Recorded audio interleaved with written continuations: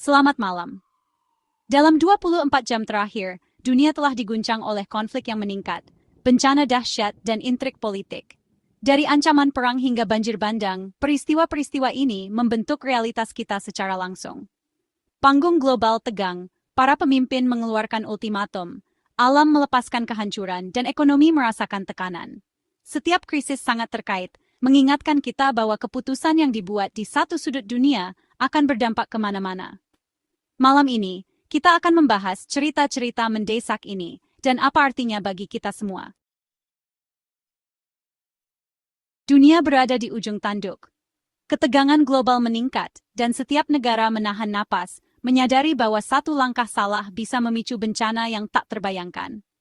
Di tengah ketidakpastian ini, dunia menyaksikan dengan cemas, berharap akan adanya jalan keluar damai, namun juga bersiap menghadapi kemungkinan terburuk. Krisis antara Amerika Serikat dan Iran telah mencapai titik puncaknya, menciptakan ketegangan yang belum pernah terjadi sebelumnya di panggung internasional.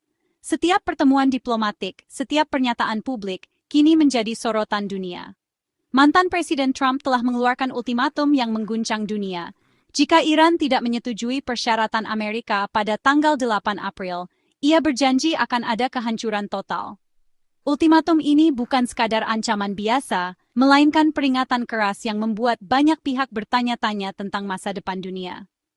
Upaya perdamaian yang telah dilakukan berulang kali berakhir tanpa hasil. Pembicaraan damai yang gagal telah membuat diplomasi berantakan, dengan kedua belah pihak menolak berkompromi. Ketidakpercayaan dan kecurigaan semakin dalam, mempersempit ruang untuk dialog. Retorika Trump yang blak-blakan dan provokatif semakin memperkeruh suasana. Ia secara terbuka menuduh para pemimpin Iran melakukan kekejaman massal, memperkuat narasi bahwa Iran adalah ancaman besar bagi perdamaian dunia. Dalam pidato-pidatonya, Trump membingkai konflik ini sebagai perang salib moral, seolah-olah dunia sedang dihadapkan pada pertarungan antara kebaikan dan kejahatan. Hal ini memicu perdebatan sengit di berbagai belahan dunia, memperdalam polarisasi. Ancaman untuk memusnahkan sebuah negara dalam satu malam belum pernah terjadi sebelumnya. Dunia kini berada di ambang jenis perang baru. Perang yang bisa mengubah tatanan global dalam sekejap, dengan konsekuensi yang tak terbayangkan. Saat tenggat waktu semakin dekat, ketegangan terasa di mana-mana. Orang-orang di seluruh dunia menunggu dengan cemas, menatap layar televisi dan ponsel mereka, bertanya-tanya apakah ini hanya gertakan politik atau benar-benar awal dari bencana besar. Dunia menahan napas, menunggu keputusan yang akan menentukan arah sejarah. Apakah ini hanya ancaman kosong atau awal dari sesuatu yang dahsyat? Hanya waktu yang akan menjawab. Ancaman Trump bukan hanya kata-kata. Pernyataannya tentang Iran membawa konsekuensi nyata yang mengkhawatirkan. Ketika seorang pemimpin dunia secara terbuka mengancam akan menyerang infrastruktur sipil, itu bukan sekadar retorika politik, melainkan sinyal jelas tentang eskalasi konflik yang dapat berdampak luas pada kehidupan jutaan orang. Rencana yang diungkapkan menargetkan infrastruktur vital Iran, jembatan, pembangkit listrik, dan fasilitas penting lainnya yang menopang kehidupan sehari-hari masyarakat. Serangan terhadap fasilitas ini bukan hanya akan melumpuhkan transportasi dan pasokan energi, tetapi juga mengganggu seluruh ekosistem sosial dan ekonomi negara. Strategi AS dilaporkan mencakup pemboman setiap jembatan dan pembangkit listrik, bertujuan untuk melumpuhkan masyarakat dan menabur kekacauan.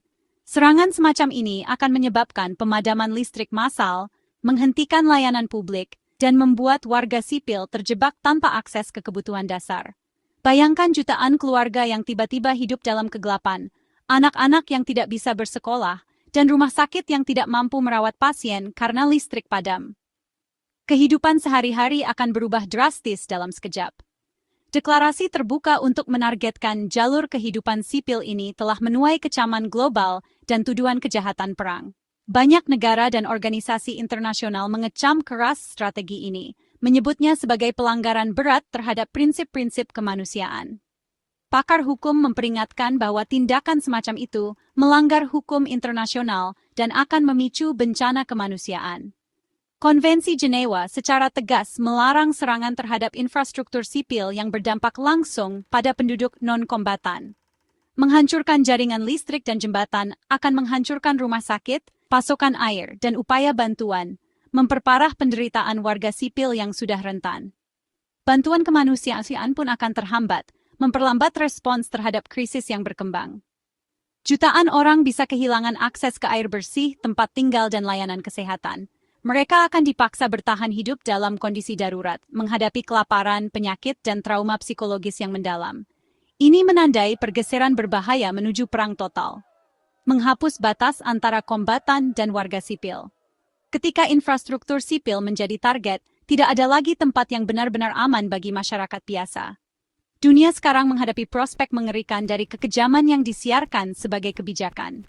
Jika tindakan ini dibiarkan, presiden berbahaya akan tercipta, mengancam keamanan dan martabat manusia di seluruh dunia. Dampak konflik Iran bersifat global, memukul kantong jauh dari medan perang. Blokade Iran di Selat Hormuz telah menyebabkan harga minyak melonjak, mendorong kenaikan biaya gas di seluruh dunia. Di AS, harga gas rata-rata telah melonjak, memicu frustrasi publik dan mengikis dukungan politik Trump. Jajak pendapat menunjukkan persetujuannya di kalangan Republikan telah turun tajam sejak perang dimulai. Janji kemenangan cepat telah memudar menjadi kesulitan ekonomi dan risiko politik. Biaya sebenarnya dari perang ini tidak hanya diukur dari korban jiwa yang jauh, tetapi juga dari kesulitan sehari-hari di dalam negeri. Sementara konflik mendominasi berita utama, Afghanistan menghadapi bencana tersendiri. 12 hari hujan tanpa henti telah memicu banjir mematikan dan tanah longsor di seluruh negeri. Lebih dari 100 nyawa melayang, ratusan terluka, dan jumlah korban terus bertambah seiring berlanjutnya badai. Layanan darurat kewalahan berjuang untuk mencapai komunitas terpencil. Bertahun-tahun konflik telah membuat Afghanistan sangat rentan terhadap bencana iklim. Bagi banyak orang, bertahan hidup sekarang berarti melarikan diri dari air dan membangun kembali dari nol. Banjir Afghanistan telah menghancurkan hampir 1.000 rumah dan merusak ribuan lainnya, membuat keluarga kehilangan tempat tinggal. Jalan dan infrastruktur hancur, mengisolasi komunitas dan melumpuhkan ekonomi. Lebih dari 6.000 keluarga terkena dampak langsung, dengan tanaman dan ternak musnah. Bencana ini memperdalam kemiskinan dan kerawanan pangan, menuntut bantuan internasional yang mendesak. Upaya bantuan terhambat oleh jalan yang hancur dan hujan yang terus-menerus. Afghanistan menghadapi perjuangan panjang dan sulit untuk pulih dari krisis berlapis ini. Konflik global sangat memukul para pelancong Indonesia. Harga tiket pesawat domestik telah melonjak hingga 13%, didorong oleh melonjaknya biaya bahan bakar jet yang terkait dengan perang Iran-AS. Bahan bakar kini menyumbang hampir 40% dari pengeluaran maskapai, memaksa maskapai untuk membebankan biaya kepada konsumen. Untuk mengurangi dampaknya, pemerintah mensubsidi pajak tiket ekonomi, menghabiskan triliunan rupiah untuk menjaga agar perjalanan tetap terjangkau. Langkah ini menyoroti pilihan sulit yang dihadapi pemerintah saat krisis global melanda dalam negeri. Bahkan perang yang jauh dapat mengubah kehidupan sehari-hari jutaan orang. Di Korea Utara, babak baru mungkin sedang terungkap. Putri Kim Jong-un, Kim Ju-e, tampil di acara-acara besar, memicu spekulasi bahwa ia sedang dipersiapkan sebagai penggantinya. Intelijen Korea Selatan kini menganggapnya sebagai kandidat yang sah, mengalihkan fokus dari saudara perempuan Kim ke generasi berikutnya. Namun, elit patriarkal Korea Utara mungkin menolak pemimpin wanita, dan Kim Jong-un masih muda. Penampilan publiknya mengirimkan pesan, baik sebagai pewaris atau simbol, ia mewakili kesinambungan dinasti. Dunia mengamati dengan cermat, mencari petunjuk tentang masa depan negara rahasia yang bersenjata nuklir ini. Peristiwa hari kemarin mengungkapkan dunia yang lebih terhubung dan bergejolak dari sebelumnya. Setiap detik, informasi bergerak melintasi benua, menghubungkan kehidupan kita dengan peristiwa yang terjadi ribuan kilometer jauhnya. Kita hidup di era di mana batas-batas negara semakin kabur, dan apa yang terjadi di satu sudut dunia dapat berdampak langsung pada kehidupan di tempat lain. Ancaman seorang pemimpin dapat memicu kecemasan global dan kesulitan ekonomi. Satu keputusan saja bisa mengguncang pasar, memengaruhi pekerjaan, dan mengubah masa depan jutaan orang. Ketidakpastian politik dan ekonomi kini menjadi bagian dari kehidupan sehari-hari, dan kita semua merasakannya. Banjir dapat menghancurkan sebuah negara yang sudah diambang kehancuran.